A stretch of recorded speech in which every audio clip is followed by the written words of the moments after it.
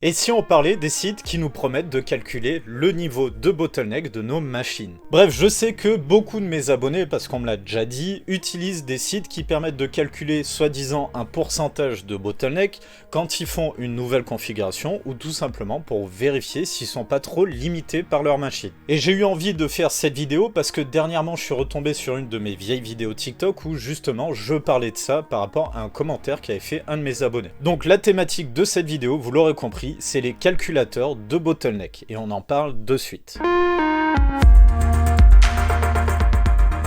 Dans les débuts de la chaîne, j'avais déjà fait une vidéo YouTube dans laquelle je parlais du bottleneck et j'expliquais comment voir si l'on était bottleneck finalement. Et déjà à l'époque, j'expliquais que c'était quelque chose de très difficile à quantifier étant donné que le bottleneck c'est très particulier. Notamment le bottleneck CPU étant donné qu'il n'intervient pas forcément en permanence. C'est-à-dire qu'il y a énormément de paramètres qui entrent en jeu, ce qui fait que c'est très dur à quantifier. Ça dépend de la définition utilisée, de l'utilisateur, des programmes que vous allez utiliser en fond ou encore des jeux que vous allez tout simplement utiliser. Ça dépend de l'optimisation de votre système. Par exemple, si vous avez un Windows qui est optimisé et qui va moins tirer sur votre processeur, vous aurez moins de bottleneck que quelqu'un qui a la même config mais qui utilise un Windows d'origine. Bref, je vais pas donner tous les détails, mais il y a tellement de paramètres qui entrent en jeu que c'est très dur de donner une valeur absolue du bottleneck. Sauf qu'il y a certains sites qui nous promettent de nous donner une valeur justement précise, nous donnant une information concernant le bottleneck. Et ça, dans le principe, ça m'interpelle pas mal. Je trouve que c'est sacrément couillu de vouloir mettre une valeur précise concernant le bottleneck. Donc ça, on va aller vérifier parce que je suis vraiment très sceptique. Mais avant ça, on va rapidement faire un rappel. Qu'est-ce que c'est que le bottleneck, tout simplement? Si on traduit bottleneck littéralement, ça veut tout simplement dire le goulot d'une bouteille. En français, on traduira plutôt par goulot d'étranglement. En gros, le principe, c'est simplement que l'on ait un composant qui va limiter les performances globales du PC parce qu'il n'arrivera pas à suivre, ce qui fait que les autres composants de la machine ne pourront pas s'exprimer pleinement. En gros, ils seront amputés d'une partie de leur performance, ils ne seront pas exploités à 100% à cause d'un des composants qui va brider tout ça. La plupart du temps, quand on parle de bottleneck, c'est le bottleneck qui vient du processeur. Mais on peut avoir un bottleneck qui vient de différentes choses de notre machine. On peut avoir un bottleneck à cause de la RAM du processeur, on peut aussi être bottleneck par la VRAM de la carte graphique, bien entendu le bottleneck du processeur, et en fonction de ce que l'on fait, c'est un cas qui est bien plus particulier, on peut même être bottleneck par la carte graphique en elle-même. Donc en gros, pour simplifier tout ça, c'est ce que je disais au début, le bottleneck c'est tout simplement quand on est bridé par un de nos composants. Donc là où on va se poser la question finalement, est-ce que l'on est bottleneck ou pas? Généralement c'est au moment où l'on va changer par exemple sa carte graphique. Est-ce que mon processeur va permettre à la nouvelle carte graphique qui m'intéresse de s'exprimer à son plein potentiel? Comme ça, si ce n'est pas le cas,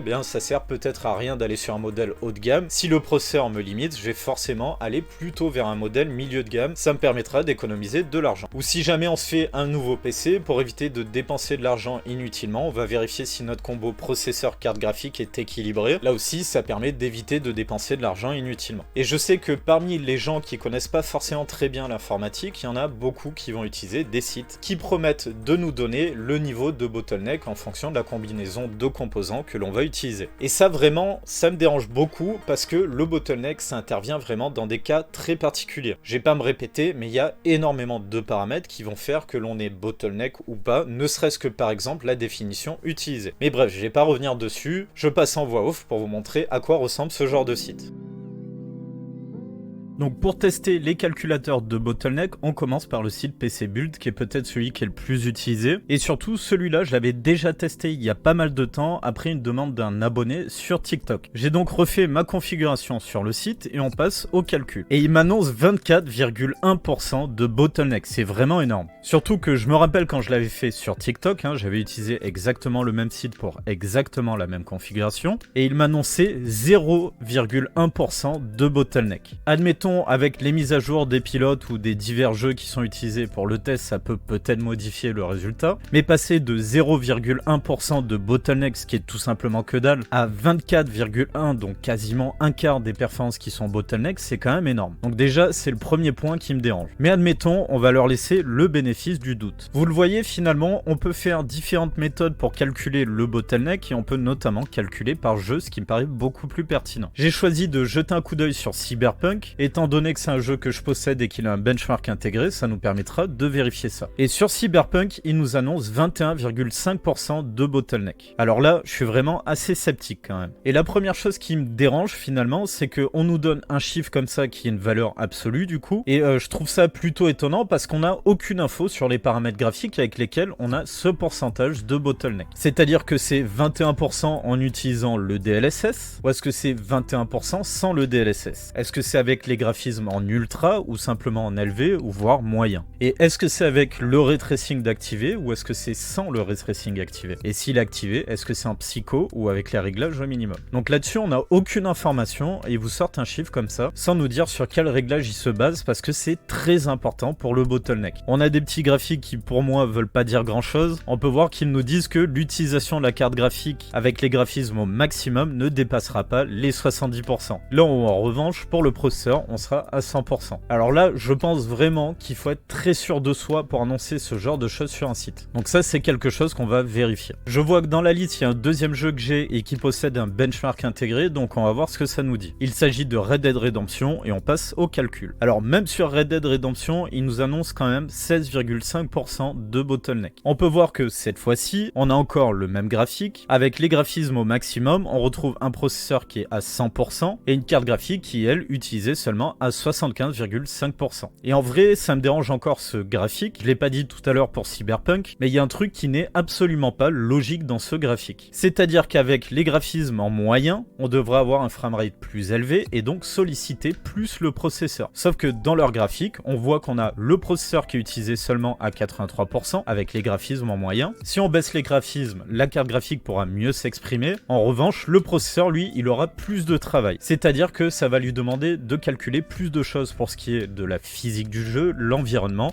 et tous les calculs qu'il a à faire. Donc logiquement, si on baisse les graphismes, ça devrait être l'inverse pour le processeur, c'est-à-dire qu'il devrait avoir plus de travail que si on a les graphismes au maximum. Donc ça déjà, ça me dérange dans ces graphiques-là, c'est que clairement, c'est des graphiques qui sont totalement sortis du chapeau par rapport à la valeur qui est annoncée. Vous l'aurez compris, je suis vraiment très sceptique par rapport à ce qu'ils annoncent sur ce site-là. Déjà, ne serait-ce que par la valeur globale, la moyenne qui est annoncée du bottleneck de ma machine, quasiment un quart de performance qui serait perdu à cause du bottleneck. C'est quand même mon PC, je le connais relativement bien, j'ai un très léger bottleneck, mais je pense pas que je sois à un quart de performance. Donc vraiment, la moyenne globale, moi, j'y crois pas du tout. Je disais que c'était plus pertinent en faisant simplement jeu par jeu, parce que tout simplement, tous les jeux n'ont pas la même charge processeur, ce qui fait que c'est déjà un focus bien plus précis pour mesurer du bottleneck. Mais encore une fois, là aussi ce qui me dérange, c'est que on ne voit pas réellement les paramètres graphiques qui sont utilisés pour donner cette valeur. Je me répète, mais c'est très important parce que plus on aura des paramètres graphiques exigeants, moins finalement notre processeur va nous limiter si jamais il nous limite. Parce que c'est la carte graphique qui aura le gros du travail à faire, c'est donc elle qui va nous brider avant le processeur. C'est donc un bottleneck GPU, ce qui n'est pas réellement gênant quand on fait du jeu vidéo. Étant donné que c'est le but, tout simplement, c'est la carte graphique qui va principalement travailler. Et pareil pour les graphiques, vraiment, je trouve ça absurde de mettre des graphiques qui disent qu'avec des graphismes en moyen, on aura moins de charge processeur qu'en élevé. C'est totalement illogique. Sur le site, ils expliquent que ces graphiques sont purement théoriques. Alors, je veux bien qu'il y ait des différences entre la théorie et la pratique, sauf que même là, au niveau théorique, ça colle pas. Donc ça, on va le vérifier aussi, mais même si par expérience, je connais déjà ce que ça donne, le but, c'est de vous le montrer à vous, donc ça, on va le vérifier. Bref, je passe en voix off, on a vu la théorie sur le site, maintenant on va faire des tests. Avant de commencer les vrais tests, on va faire un petit passage sur 3D Mark TimeSpy en extrême. Le but va être tout simplement de voir comment se comporte la carte graphique quand elle est vraiment à son maximum. Notamment pour surveiller la consommation, et la valeur que l'on a va nous servir de référence pour savoir combien consomme la carte quand elle est vraiment utilisée à son plein potentiel. Tout simplement parce que c'est un très bon indicateur pour détecter si on a du bottleneck ou non. Donc vous le voyez sur les images, la carte elle consomme entre 330 et 335 watts. Ça nous permettra donc de savoir que lorsque ma carte graphique va consommer dans ces eaux-là, on n'aura donc aucun bottleneck. Car sur TimeSpy, vous le voyez, le processeur lui tourne au ralenti, alors que la carte graphique, elle, est utilisée à pleine balle. On passe maintenant au test en lui-même, en commençant par Cyberpunk. Lors de ce test, je vais faire deux passages. Un premier test avec les graphismes à fond, sauf qu'on va mettre une définition en 1024 par 768. Ça nous permettra de savoir combien d'images maximum l'on peut avoir lorsque l'on n'est pas limité par la carte graphique. En gros, à quel framerate on sera bottleneck par le processeur. Vous l'avez donc vu, pour les réglages graphiques, j'ai vraiment tout mis au maximum en mettant le DLSS en qualité. Le benchmark est lancé et vous le voyez dans la scène du bar qui n'est pas la plus difficile pour le processeur. Il tourne autour de 75% d'utilisation et environ 120 watts de consommation. Pour la carte graphique, ça varie pas mal, mais on va dire qu'on est autour de 240 watts de consommation et 70% d'utilisation. Donc là, clairement, on a du bottleneck. Et maintenant qu'on arrive dans l'extérieur, où c'est bien plus compliqué pour le processeur, la consommation du processeur a tendance à augmenter et aussi le pourcentage d'utilisation. Alors que pour la carte graphique, c'est totalement le contraire. La consommation a pas mal baissé et pareil pour l'utilisation. Encore une fois, clairement, on est bottleneck, mais sur des faibles définitions telles que celle-ci, c'est tout à fait normal. Je me répète, mais le but, c'est simplement de savoir combien d'images par seconde est capable de fournir le processeur lorsqu'il n'est pas limité par la carte graphique. Je vous montre rapidement le résultat, c'est juste pour voir le framerate moyen.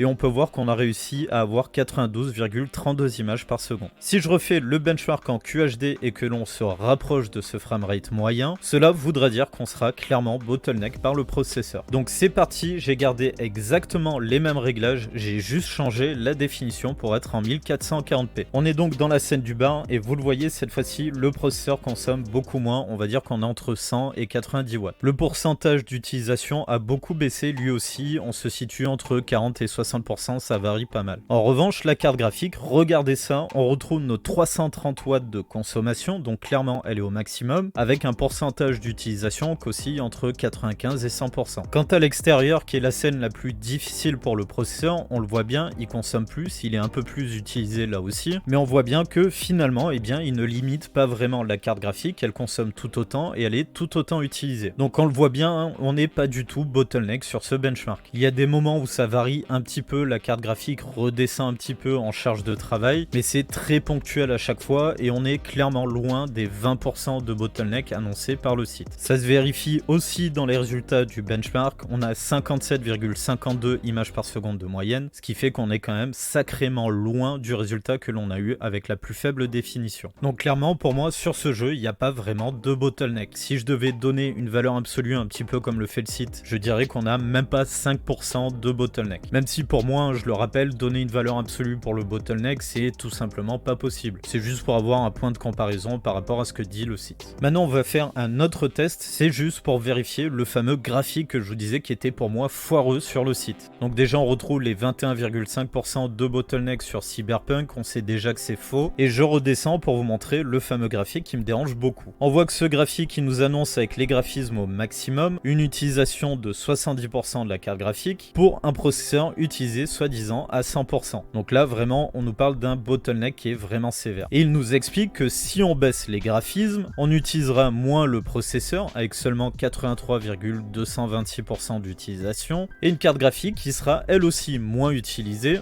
avec 59% d'utilisation et des bananes. Tout à l'heure je vous disais que pour moi c'est totalement l'inverse qui va se passer, c'est-à-dire que si on passe les graphismes en moyen comme ils le mettent ici en jaune, l'utilisation du processeur ne va clairement pas baisser, au contraire elle va augmenter. Tout simplement parce que la carte graphique pourra mieux s'exprimer, elle nous affichera plus d'images par seconde, ce qui fait que dans le jeu, le processeur va devoir calculer beaucoup plus de choses concernant les interactions, la physique du jeu, etc. etc. Il sera donc plus utilisé, donc totalement le contraire de ce qu'ils annoncent. On retourne donc sur le jeu, vous le voyez en accéléré, je suis en train de baisser tous les graphismes pour les mettre en moyen, que ce soit les réglages classiques ou encore le ray tracing. Le tout en gardant le DLSS en mode qualité et la même définition, à savoir du 1440p QHD. Avec donc des graphismes réglés en moyen, vous le voyez, j'ai une consommation du processeur qui se situe autour de 130 watts, entre 125 et 130 watts, et une utilisation qui varie pas mal là aussi, entre 75 et 80%. Juste par curiosité, j'ai aussi testé avec les graphismes tout au minimum, en désactivant le ray tracing. Cette fois-ci, ça tire un petit peu moins sur le processeur, on est plutôt dans les 120 watts de consommation, pour environ 80% d'utilisation CPU. Et maintenant, je repasse tous les graphismes à fond en réactivant le DLSS en psycho, toujours la même définition 1440p QHD et DLSS en qualité. Et là on peut voir que l'utilisation du processeur s'est tout bonnement effondrée, on est plutôt autour de 60% avec une consommation entre 100 et 115 watts. Juste je vous rappelle que dans le tableau foireux on retrouvait 100% d'utilisation processeur avec les graphismes à fond. Et ça confirme donc ce que je disais, c'est-à-dire que lorsqu'on baisse les graphismes, on augmente l'utilisation du processeur. Bref, totalement l'inverse de ce qu'on a a sur le site.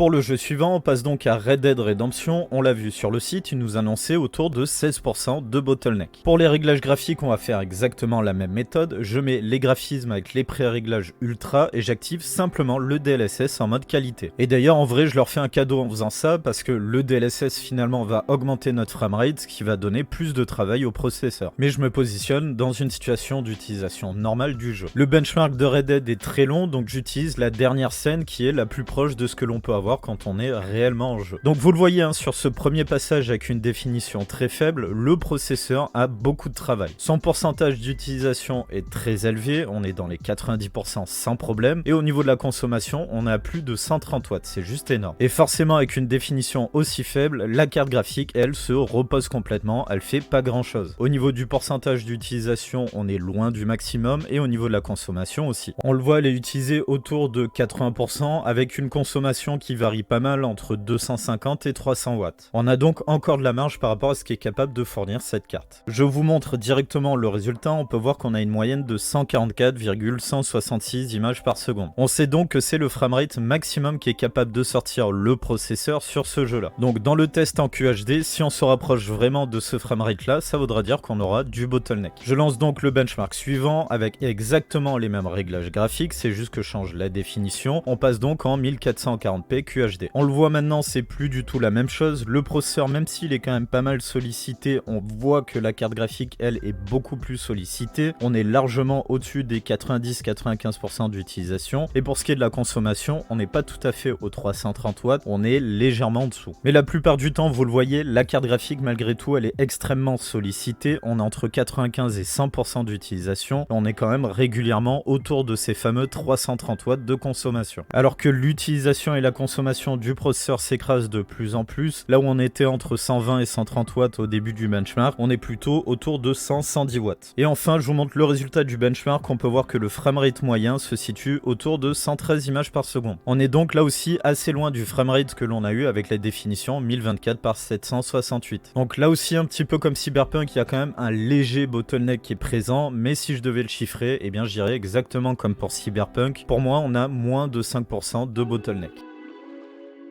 Bon, sans trop de surprise, vous l'avez vu, entre la théorie que l'on a sur le site PC Build et la pratique, eh bien, il y a quand même un monde qui sépare les deux. Je sais que toujours dans les commentaires, il y en a qui vont me dire « Oui, mais ton PC peut-être pas exactement comme celui qu'ils ont utilisé. Peut-être que tes paramètres graphiques ne sont pas exactement les mêmes, etc. etc. » Mais ça, de toute manière, si vous me mettez ça dans les commentaires, ça conforte juste ce que je disais en début de vidéo, c'est qu'il y a tellement de cas particuliers qu'il est quasiment impossible de donner une valeur réellement précise du bottleneck. Donc déjà, ça remet en cause le fondement même de ce genre de site qui nous donne une valeur telle que 24% comme ils ont pu dire pour ma machine. Du coup, je pense qu'il ferait mieux de donner tout simplement un genre d'avis sans mettre un résultat chiffré. Tout simplement dire par exemple, bah là avec cette machine là vous aurez un léger bottleneck, rien de bien grave. Ensuite une autre échelle où on dit vous aurez un petit peu de bottleneck, c'est pas super opti. Dit ensuite bottleneck sévère, etc. Bref, plutôt mettre des avis tels que ça, plutôt que de mettre une valeur chiffrée aussi précise que ce que peut être un pourcentage. Ça me paraîtrait plus logique et déjà ça me ferait beaucoup moins râler. Donc maintenant on va voir comment procède ce site pour récupérer les informations sur lesquelles il se base pour le niveau de bottleneck des machines. Je suis retourné sur le site de PC Build pour vous montrer comment ils prennent ces valeurs finalement et pourquoi du coup on a un écart qui est aussi élevé par rapport à la réalité. Eh bien c'est tout simplement parce que c'est les utilisateurs eux-mêmes qui vont donner le taux de bottleneck qu'ils estiment. Donc on est totalement sur une valeur au doigt mouillé. Il n'y a rien de plus fiable, vraiment c'est parfait. Donc nous on va jouer le jeu, je vais le remplir, on va voir ce qu'il nous dit. Donc il me demande ma quantité de RAM, j'ai 32 Go de RAM. Donc là je suis sur la page qui concerne Cyberpunk et moi dans mon test de Cyberpunk j'avais à peu près 9 à 10 Go de RAM utilisé. On va donc dire qu'on était à 30% de la RAM utilisée. Pour l'utilisation du GPU, on a vu on était entre 95 et 100%, ça varie un peu mais je dirais que ma moyenne se situe là. On va couper la poire en deux, on va dire que j'étais à 97%. Pour l'utilisation du processeur, on était entre 45 et 50%. Pareil, on va couper la poire en deux, on va dire qu'on était à 47%. Donc moi j'ai fait le benchmark, je l'ai fait uniquement avec les paramètres en ultra, donc je supprime ceux que je n'ai pas fait. Images par seconde avec les paramètres en ultra, on était à 57 images par seconde de moyenne. Et c'est là que c'est intéressant, c'est que c'est à moi de donner la valeur en pourcentage de bottleneck que j'estime. Donc c'est totalement au doigt mouillé. Moi je vous ai dit tout à l'heure que je l'estimais entre 0 et 5%. On va être sympa, on va se rapprocher de la valeur la plus haute. On va se mettre à 4%. Voilà, je soumets. Et voilà, c'est pris en compte. Est-ce que c'est vraiment pris en compte? Est-ce qu'ils font le tri entre les résultats qu'ils estiment cohérents ou ceux qu'ils estiment incohérents? On ne sait pas. Surtout que je pense qu'il n'y a pas grand monde qui va le faire aussi bien que moi, finalement, en faisant réellement des tests et surtout en analysant correctement le niveau de bottleneck qu'ils ont. C'est-à-dire que moi, j'ai fait de nombreux tests qui m'ont permis de déterminer à peu près si j'avais réellement du bottleneck ou non. Et le dernier point qui me dérange, finalement, pour faire ça, admettons, on peut le faire si on est rigoureux, mais les gens qui ont rempli ce truc-là, dans quelles conditions ils jouent à leur jeu? Est-ce qu'ils y jouent avec 3 ou 4 programmes qui tournent en fond pour gérer leur RGB, avec YouTube qui tourne en fond pour regarder des vidéos en même temps qu'ils jouent, avec Discord qui est ouvert, etc. Tout ça, ça rajoute de la charge processeur. Et donc forcément, si on utilise plein de choses derrière son jeu, eh bien le jeu va moins bien tourner parce que le processeur, il aura du travail ailleurs que sur le jeu. Donc clairement, je trouve que ce n'est absolument pas fiable de procéder comme ça pour avoir une information concernant le niveau de bottleneck. Sans compter des problèmes d'utilisateurs qui sont pas forcément rigoureux ou qui n'y connaissent pas forcément grand chose. Et qui vont dire, bah je suis bottleneck à tant de % sans forcément faire plus de tests.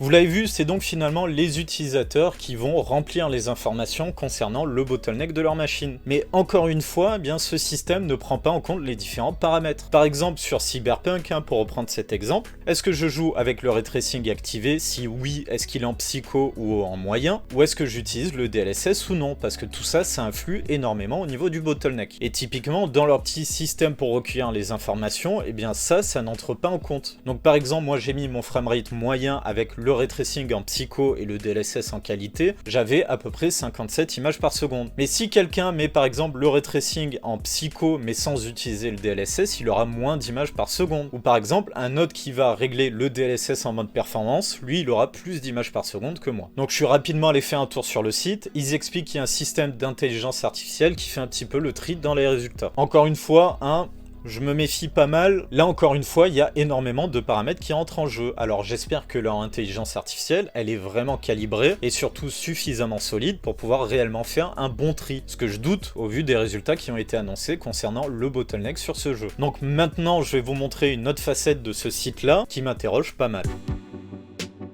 Maintenant, je suis retourné sur la page qui m'annonce mon bottleneck global concernant ma machine. On retrouve les fameux 24,1% et on peut voir qu'on a cet écran qui s'affiche avec les solutions et notamment Upgrade et on peut cliquer dessus. Là, on a un magnifique graphique avec l'endroit où on se situe concernant notre bottleneck. Il nous annonce quand même une sacrée valeur, 24% de bottleneck, presque un quart. Donc nous, on a un point qui est en rouge et après, derrière, on retrouve des points en bleu avec tout un tas de processeurs sur la courbe, dont certains qui sont avec un niveau 0 de bottleneck. Et ensuite, regardez, on a cette liste qui se retrouve ici avec tout un tas de liens Amazon qui sont des liens affiliés. Donc là, attention, je mets des énormes guillemets sur ce que je vais dire parce que j'ai absolument rien pour le prouver, c'est simplement que je me questionne. Là, on est face à une situation devant laquelle mon esprit critique se met à sonner dans tous les sens.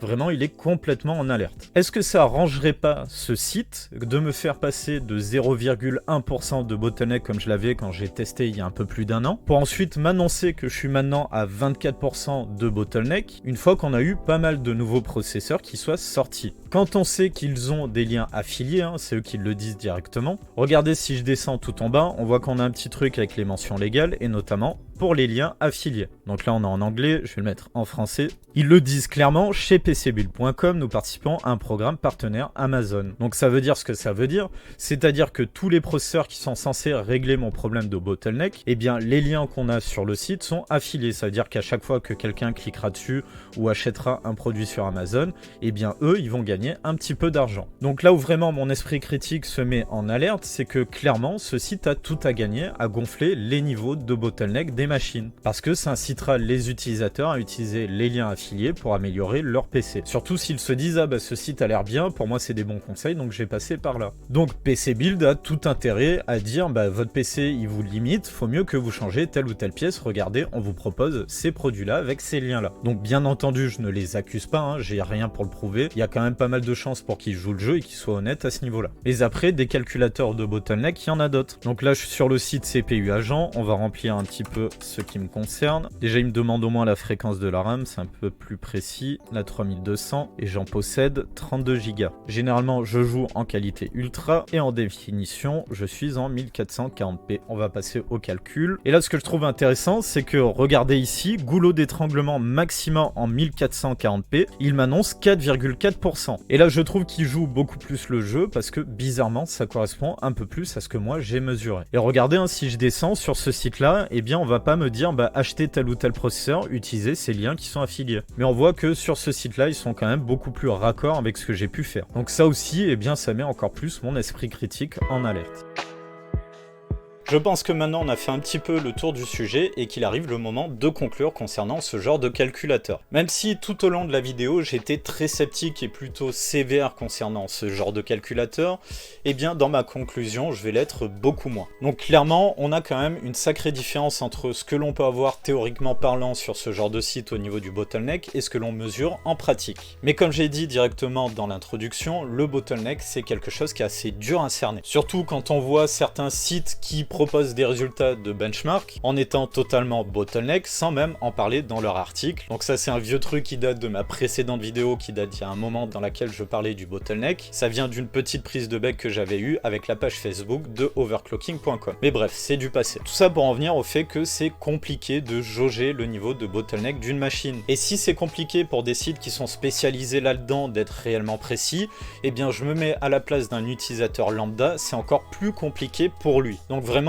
à l'origine, l'intention est plutôt noble. Le but, c'est de renseigner les gens pour qu'ils puissent pas trop se faire avoir lorsqu'ils vont faire leur nouvelle config ou qu'ils veulent upgrade leur PC. Donc ça, c'est vraiment pas mal. C'est plutôt une bonne chose. Et donc, si je me mets à la place d'un utilisateur lambda qui connaît pas grand-chose, eh bien, c'est déjà une base pour pouvoir avoir une idée de quelle machine ils peuvent se faire. Alors, ok, on l'a vu tout le long de la vidéo, c'est pas parfait. Il y a peut-être des sites qui abusent un petit peu sur le niveau de bottleneck pour diverses raisons. Ça, encore une fois, je ne l'affirme pas, hein, c'est juste une petite pensée de mon esprit critique qui me met en alerte. Mais pour les gens qui n'arrivent pas réellement à jauger le bottleneck, c'est au moins une base pour pouvoir faire leur machine. Et même si c'est pas parfait, eh bien je vais clairement pas leur jeter la pierre. Maintenant, est-ce que je vous conseillerais d'utiliser ce genre de site? Si vraiment vous n'y connaissez pas grand chose, eh ben c'est pas parfait, mais allez-y. C'est malheureux, mais vous paierez un petit peu votre manque de compétences là-dessus. Ce n'est absolument pas une critique, hein. Personne ne peut tout savoir sur tout, donc ça vous permettra d'avoir une information pas parfaite pour vous guider lorsque vous faites votre PC. Pour les utilisateurs plus avancés, eh bien tout simplement, je vous conseille absolument pas d'utiliser ce genre de machine. Il y a suffisamment de vidéos ou de tests sur le net pour pouvoir vous donner une idée du niveau de bottleneck